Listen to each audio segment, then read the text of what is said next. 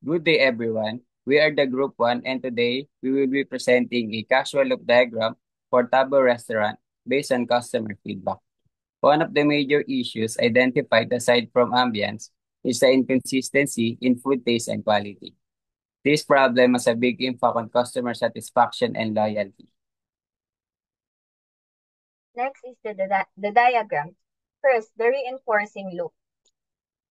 It all starts with food quality consistency. If the food tastes fresh and delicious every time, customers are happy. For example, if someone orders sisig today and get the same taste next week, they start trusting the restaurant. When the customers are satisfied, they not only come back but also recommend Tabo to others. This brings in more customers. More customers means higher sales, which increases the restaurant's revenue.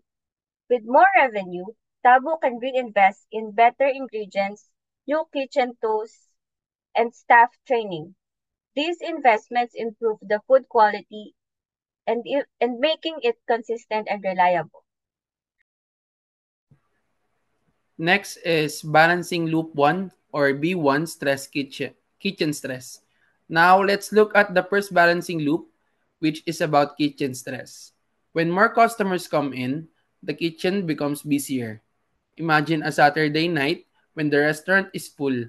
Chefs and staffs are under pressure to serve everyone quickly.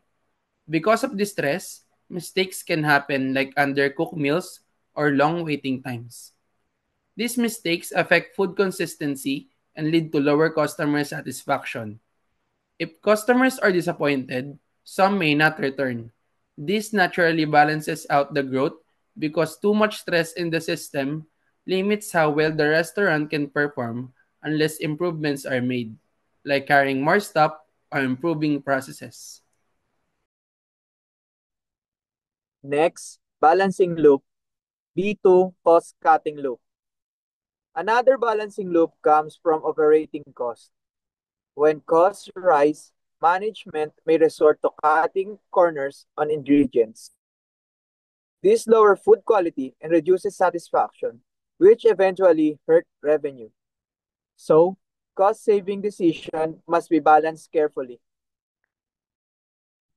As a group, we conclude that the causal loop diagram of Tabo Restaurant clearly showed the relationship between quality, customer satisfaction, and management decision.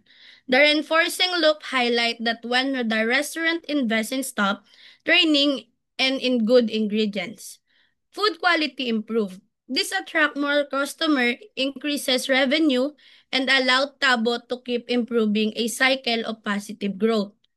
And the two balancing loop remind us of the challenges. First, kitchen stress from too many customers can lead to error and lower food quality. Second, cost cutting, such as using cheaper ingredients may save money at first but will eventually reduce satisfaction and revenue.